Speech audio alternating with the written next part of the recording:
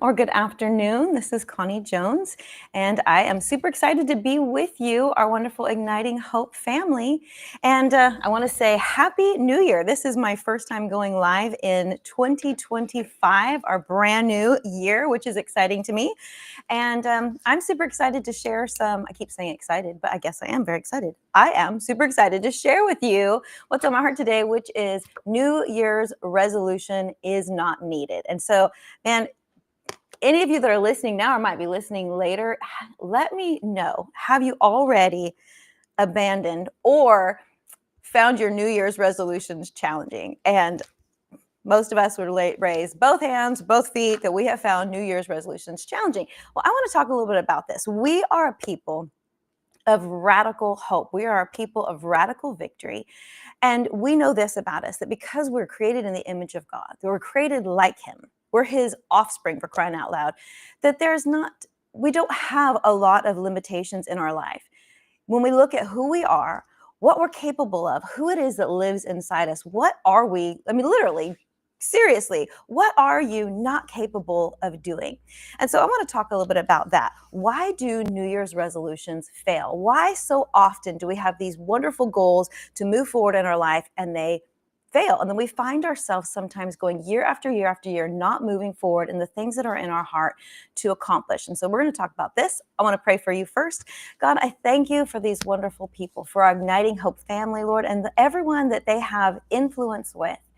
And God, I thank you that you are rewiring our brains to think the way that we were created to think and to see our lives the way you have designed us to see, with limitless potential and with the supernatural power of you in us, through us, for us, behind us. And we thank you that this year, 2025, will be and is already starting out to be our best year ever. In Jesus' name, amen. Okay, here's one of the things that I would love to share with you. Okay. Hey, Susan, good morning. Happy New Year. Great to see you on here. One of the things that I love is our ability to start over. And a lot of times people don't realize this. If you are alive and you're breathing, you have this crazy creative ability to start all over. And so often have you ever hit a failure in your life and something did not work out? Like, I planned this, I paid for this, I moved forward for this, I sacrificed for this, and then the whole thing, just blows up or falls apart. And a lot of times it's those failures in our life that cause people to shrink back and give up. And I want to say this. Those are one of the most wonderful opportunities in your life. In fact, I think it was Henry Ford said that failure, thank you, Ariel, that failure, rather than being afraid of failure, we should learn to fall in love with failure, because what it does is it gives us a lot of wonderful information. It's great data. It gives us information to start again intelligently. You get to start something again with all kinds of knowledge that you didn't have the first time you started, or in Edison's case, the 1,000 times that you started before. And so we get to start something brand new, more intelligently, more anointed, with more wisdom and insight than we had before. And so if any of you are dealing with like, man, last year I set all these crazy New Year's resolutions. I mean, I was going to lose that 20 pounds. I was going to launch that career. I was going to work on that relationship. Man, my husband and my wife and I, we were going to get our marriage perfect. And all of a sudden it's like a year passes and you look back on some of this dreams that you had planned on moving forward to, and maybe you haven't moved forward to those. And I want to say, hey, that is super good information. It gives you an opportunity to start again in 2025 and say, man, I can move forward more intelligently because I know more about myself. I know more about the things that have tripped me up. I know now things that I actually need to let go of, like maybe negativity, maybe unforgiveness, maybe for some of us who are trying to, live better, live healthier, like maybe staying up, till midnight watching Netflix and eating chips isn't going to be our best strategy for getting healthier, getting more active in our life. It's just get information. So what I want to say right now in 2025, here's one thing that you have to let go of. And not everybody will agree with me, but need to let go of New Year's resolutions. And the reason is because most of the time, and hear me on this, most of the time, our New Year's resolutions are not born out of genuine excitement for the plans and the purposes that God has for us. Instead, a lot of times they come out of frustrations and out of fear or anxiety or irritation that I didn't do what I had wanted to do. And so a lot of times we'll do these New Year's resolutions out of a sense of failure rather than out of a place of, you know what, my goals and my dreams, they matter to me, so they matter to God, and I have all that I need to move forward and accomplish the goals of my life. And so that's why I say New Year's resolutions are no longer needed. Instead, what is your victory plan for your whole life? What is your strategy? I was listening to Les Brown. Some of you may have heard him before, but he has this wonderful teaching about strategy for being here, because one of his mentors said, hey, because Les was telling him all these wonderful goals that he had for his life. And he said, yeah, but what's your strategy for being here? And I love when I hear him talk about this, because we all have goals, but you know, to accomplish our goals, we actually have to be here. To fulfill the call of God on your life, you actually have to be here in this lifetime. And so he starts saying, rather than running off with all these goals that you want to do, how about your health? How about your sleep? How about your relationships? How about your relationship with your spouse or your kids? How about your well-being? And a lot of times, it's just one of those important things to recognize is nothing. In fact, John Maxwell says this all the time, nothing drifts uphill. Nothing in your life is going to drift uphill. No, you're never going to get to the top of something that you had desired to do and think, how in the world did I get up here? How did I get so successful? It just doesn't happen. Instead, it's going to take intentionality and strategy. You actually have to have a strategy for being here, for being well, for being alive. And then with that, you have to have a strategy to move forward. And so why no longer do we want New Year's resolutions? Because a New Year's resolution, so often it's a waste of time, it's a waste of your energy, and it's putting our focus on what we don't have, what we haven't accomplished, rather than what is the thing in my life that I want to move forward in. And I can't wait until January to start that. I need to start that today, right now. What is it that I want to do? What is it that I want to accomplish and move forward in? And so that's what I want to talk a little bit about today, is that your ability not only to recreate, but your ability to move forward in the things that matter to you. I love the fact that science is always catching up with the principles of God. Science is always coming again, and it's like we have these massive breakthroughs. Like all these scientists are talking about these wonderful breakthroughs right now about the power of our imagination, how our imagination actually has the ability to create the world in which we live. And the Lord's like, hello, I've been saying that for centuries. I've actually said that from the very beginning, when he stands in the, on the edge of darkness and he declares what he wants to happen. And suddenly the world begins to form out of his own imagination. Now, if you look around outside, it's interesting. Go anywhere, and everything you see, everything you touch, everything you experience in this outside world was born in the imagination of someone else. Get on an airplane, go somewhere crazy. But that was science fiction years ago. People are going to fly in the air like a bird, like not possible. And yet in the imagination of someone else, they begin to dream about a different kind of potential. And now it's our everyday normal. The car you drive, the chair that I'm sitting in, the clothes that I'm wearing. It started inside the imagination of someone else, and somebody actually began to believe this is possible. This is, to me, is one of the most amazing things about humans, about someone who's created in the image of God. Your thoughts are powerful, and they are creative in nature. Creative in nature. And I love the fact that Steve teaches so much about successful people and unsuccessful people. And you've got successful people. Everybody lives in the same, we all have the same 24 hours a day. We all have the same 7 days a week. We all have the exact same 365 days a year, 366 on leap year. We all have the exact same. Like, our baseline is the same, but it is what we put our attention and our focus, what we imagine in our mind, is what separates successful people from unsuccessful people. Let me just give you a couple of examples of the difference between successful people, having a hard time with that word, successful people and unsuccessful people. And just say this about yourself: that's me. She's talking about successful people. She's talking about me, because that's you. Successful people are very solution-based at their baseline. So it doesn't matter what comes at them, what disappointment, what failure, what betrayal, it doesn't matter what comes towards them, what's laid at their feet. They look at that as, there's a solution to this. I'm so sorry. Can you shut that off? My fireplace that's rattling. I forgot to turn it off before I started. Thank you, Jan. They're solution based. Like their theory of living is there's a solution for this and I'm going to go to work on it. Here's the most amazing thing about your brain, your mind, and the way God created your mind is when you believe there's a solution, your mind will not stop working until it finds a solution. That is fascinating to me. So successful people, they actually believe that there is a solution to everything that is coming towards them. And because of that, even when you're sleeping, your mind, your subconscious mind will continue to work to find a solution.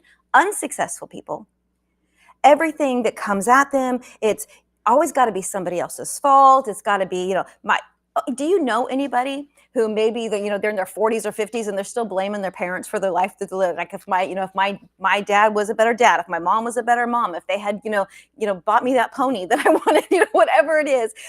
It's so interesting. And I've known so many people like this is I can't get forward in life because my parents, I can't go to church. I can't serve the Lord because my parents made me this, that. And I just want to say this over you is that, man, first of all, thank God that's not us. Second of all, you are such a beacon of hope to people that are stuck in that crazy, toxic way of living and thinking.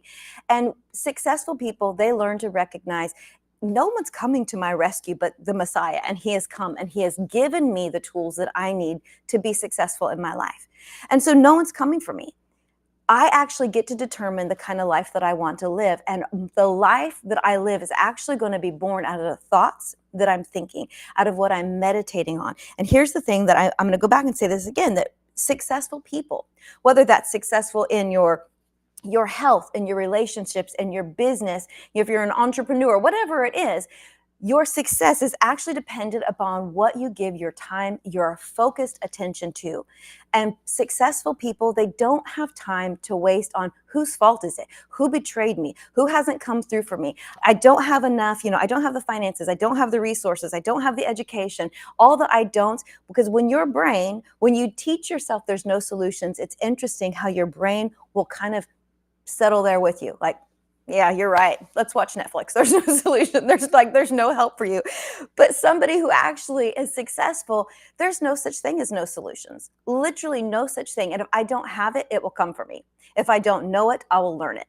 If it's something that I need to learn to move forward in this area of my life, I can learn it. It's actually within me because I'm not just a mere human being. I'm created in his image. His DNA runs through me. And so if it's necessary for my success, if it's necessary for me, I can know it. I can get it. The Lord will send it to me. And so a couple of things to let go of. And I want to go back to this because I really feel like it's at the beginning of the year. And I love this. To me, I love the fact that at the beginning of the year, all of a sudden we're looking at our goals again. Did I accomplish? What do I want to accomplish? I think those are great. I think it's wonderful to reevaluate. We all should be doing that on a daily basis, not on January 1st. We need to be constantly doing what I'm moving forward in is what I'm thinking about. The thoughts that I think, the actions, the habits that I have in my life, is it actually moving? Are they moving me forward? Or do I need to redo a new strategy? Do I need to start again? Anyways, so here's something that I think is so beautiful. And if you're taking notes, write this down. If it was possible for you to have a superpower, like a crazy superpower that would transform your life, like I am a superhero fan, love the Marvels, love all this. Love anything superhero. I like the flying ones, a Superman, can see through everything, can do it all. But if you were to have one superpower that was a real superpower, do you know what I would recommend that you choose? Not invisibility, not super strength, not flight. Instead, it would be a right mindset.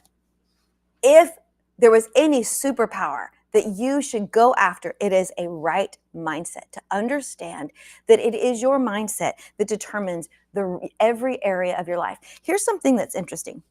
When you, like I mentioned before, your thoughts are creative, but they're not just creative. I like the fact that Jesus said, hey, the words that I'm speaking to you, they're spirit and they are life. And the words that Jesus would speak, it's interesting how somebody who was blind, it was the words that he would speak that could cause sight to come. Somebody who is lame, impossible. They haven't walked for 38 years. They're never going to walk until Jesus spoke. Why is that? Because Jesus actually had a substance in his voice that actually changed the DNA and the structure of anything that he targeted that towards. Isn't it interesting that the Bible tells us that whatever it is that you're believing for or that you're praying for, it's the things that you say. What you determine, what you say is the things that begin to come to pass in your life. We are created in the image of God, and what we say is so very powerful. But where does what we say come out of? Out of the abundance of your heart, the mouth speaks. Out of the abundance of what is in you, what you have focused your time and your attention to is what you begin to speak. And you look around your life and look on the outside of your world, and you realize that it is the outside of your world that is the manifestation of the things that you think about, that you give your time and your attention to, which is really wonderful information. Because if I'm living in things that I don't necessarily want, I actually can make a decision to change what I'm thinking that'll begin to change the things that are coming out of my mouth, and I'll actually begin to live into a different reality. Your thoughts are creative, and your thoughts are creating the reality that we're living in. I find that fantastically wonderful, rather than going, oh man, shoot, I wish I'd have said something different. Instead, there's no time for that. Instead, I am a creative being, and I am literally creating the life that I want to live. So you will ultimately become what you think about. I think that's fascinating. You will ultimately become what it is that you think about. That is why all of a sudden you'll see people on these trajectories. They're raised in the same household, raised in the same church, raised in the same school, have the same degree, and suddenly they begin to take two crazy different directions. One, it just seems like they just keep getting, more and more favor. All of a sudden, doors are opening. They're starting to learn things that just doesn't seem possible that they could. I mean, I went to school with them. I know them. How in the world are they that smart? And they just it's like they're on this trajectory of victory in every area. And then you've got somebody else. It's like, maybe they had the right parents. They had the born on the right side of the tracks. They had the right education. And yet it just seems like every door keeps closing and they just can't get any favor. And the funny thing is, when you begin to look at their lives, you will notice this in people's lives. People who are unsuccessful, they cannot get past what they don't have. They cannot seem to get past what they don't know. And they're always a victim to something or someone. Whereas a successful person, it's like, I will not be your victim. I'm sorry, I won't be your victim. I won't be a victim to my circumstances. I won't be a victim to my government. I won't be a victim to my boss. I won't be a victim to my spouse. I just don't have the capacity to give my life over to somebody else. Instead, I'm the one who gets to determine the I can't even say the word, the trajectory of my life. It is me and it is the Lord. And here's the fun thing about the Lord. He's already made up his mind. He has already said this about you, that it is he that leads you into triumph in every single area of your life. So you look around. If you're not experiencing triumph, then you're not experiencing what he has in store for you. If you're not experiencing the victory that Jesus paid for, what did he pay for? I mean, he didn't hide it from us. He's so clear. Physically, mentally, emotionally, spiritually, financially, socially, all these things he provided for us to have victory in our life. And then he gives us the ability to think the way he thinks. And if we actually want to have new belief systems to move forward in life, we need to have new thoughts. Well, where are we going to get new thoughts? I have great news for you. Go to the manufacturer himself.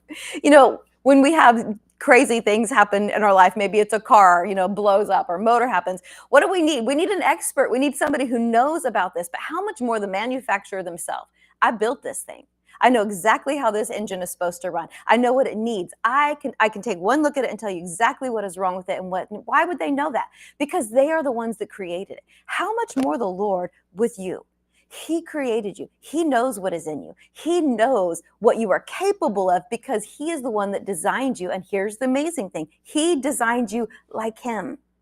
He designed you like him. And then he gives you his anointing, his thoughts, his wisdom, and he gives you the permission to move forward in your life and begin to think, if I'm on this planet, most of you, I'm assuming if you're listening to this, you're on this planet. If I'm on this planet, I have the capability to move forward into victory because he's already prepared that for me. And so who gets to decide what direction I'm going to go in my life? It literally becomes me. It is who I come into agreement.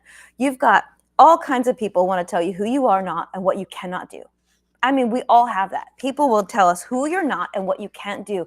And the problem is when we begin to believe them, when we begin to believe the lies of the enemy that, yeah, you're right, I'm not educated enough. I'm too old. I'm too late. I'm too uneducated. I'm too female. I'm too male. I'm too whatever it is. There's always I'm too something. And every single one of those, when we look for reasons, it's like Your belief system is constantly looking for proof to justify its right to be there. And when you look around in your life and you realize, you know what, I'm not, you're right, I'm not educated enough. You're right, I'm not, I'm not smart enough. I don't have enough money. I don't have enough resources. We begin to give justification to a lie. Because if there's a dream in your heart and you have God Almighty who is with you and for you and through you and in you, I'm telling you, there is nothing and no one that can stand in your way. The enemy himself cannot stop the purposes and the plans of God in your life if you will come into agreement with God. If you will make a decision that my baseline is I am a solution-based person. I'm a solution-based person, and I believe this, that my thoughts, they are creative. It takes on not just a creative force, but the Creator himself has actually gifted me the way he moves and the way he lives. And when I actually begin to look this way, that it's funny, all these distractions. My husband's calling me, who took the screen away. I'll call him back. When I begin to look at my life and look around and say, what, if I'm going to go after anything in this new year, I'm going to go after lying, limiting beliefs that have been telling me what I can't do. Lying, limiting beliefs that tell me this is only how far you can go. Or looking back at my past and looking at the things that I haven't accomplished yet, and instead of them allowing them to put an identity on me, I'm going to look at them as awesome information, great data. This thing I do want to move forward in, and so I'm going to go ahead and eliminate these other things that have been getting in the way. So one last thing that I want to say about this is that I was listening to someone, and I can't remember what her name was, but she's an educator, and she was talking about problem children, like kids that just kids that have come through really hard times, and then they get to school, maybe now they're in their preteens, and now it's like the hard life that they lived or the hard home life that they lived is now starting to show up, and you can really see this person, they're just not going to do anything with their life. They're rebellious in every possible way. They don't care what you're saying, and they're going to be pushed through the system. And she was talking about the thousands of kids that get pushed through the system because people see them and they think there's no hope for these kids. And she would give me the hard cases, because she understood this about him, is that nobody rises to the level of, how does she put it? Low expectations. No one rises to the level of low expectations. And she said these kids, they had come through so many hardships and heartbreaks in life that by the time that they should have had people that were telling them who they are and what they could do, by the time they actually came into agreement, there was no good information about them. And then all of their trouble would show up in their behavior in school. And so teachers would come into agreement with that thing. It's like, I just don't have high hopes for them.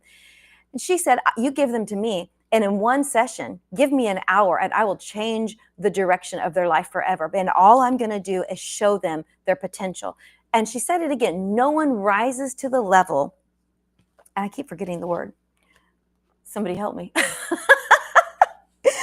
Anyways, when you have no expectations, no one rises to the level of low expectations. And I love that, because how many of us have low expectations in our own life because you know yourself very well?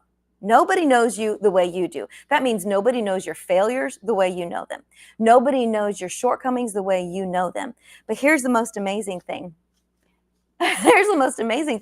Is that you, regardless of what you know about yourself, you can raise the level of your expectations past what you've known about yourself and onto the fact that I know him.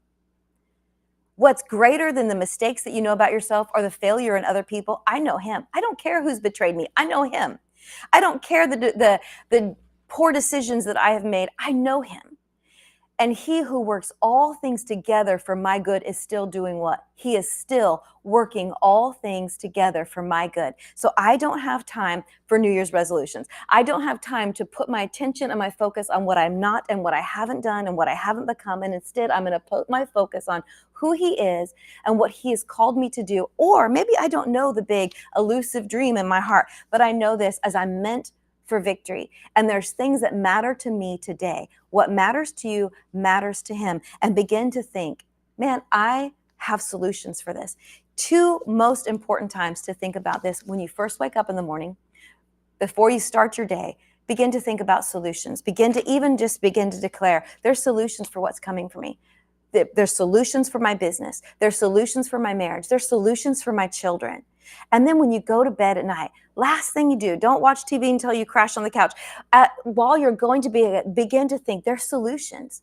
And start thinking, my family, what is it that you want to accomplish? What is it that you want in your marriage or in your business or in your ministry? And begin to think on purpose about the potential and the goals and the visions you have. And here's the thing that's amazing is you are teaching your brain and you're telling yourself there's solutions. You go to sleep and what happens? Your mind says, oh, there's solutions for this? Well, let me get on it. And your mind will begin to, and it's funny because you wake up sometimes, and you probably have had this. Sometimes you wake up in the morning with just ideas, or you get in the shower and you're not even paying attention. And all of a sudden you have these great ideas that start coming for you. And what's happening? This is the interesting thing. I'm a solution-based person, and solutions are looking for me. Resources are looking for you. It's amazing what happens when you, as a child of God, get into agreement that there are no limitations for a child of God. When you begin to get in agreement, it's funny, things that you may have struggled to overcome for 10 years, 20 years, 30 years, suddenly you can move forward in a couple months what you haven't been able to move forward in 20 years. Because why? All of a sudden, I'm actually beginning to think like my Creator has created me to think. There's no such thing as I can't, I'm too this or that. Instead, solutions are coming towards me. They're looking for me. Okay, well, I want to remind you guys that you are the biggest, most profound prophetic person that you know, and go after prophesying over yourself. It is your voice that you come into agreement. It's your thoughts you come into agreement and your voice. So find someone to go and give some life to. Prophesy some life to them, but make sure you are the person that you're targeting more than anybody else. Target yourself and be the most profound prophetic voice that you know. And I'm telling you, this year, man, it is already starting off to be the best year of your life. And give us your testimonies. We'd love, love, love to hear some testimonies. Okay, love you guys so much. Claire, it's so great to see you on here. Yep, all the time. Most creative time is in the morning before all these competing thoughts come. Yep. Love you guys. Okay. I will see you next week. Have a fantastic weekend. Bye-bye.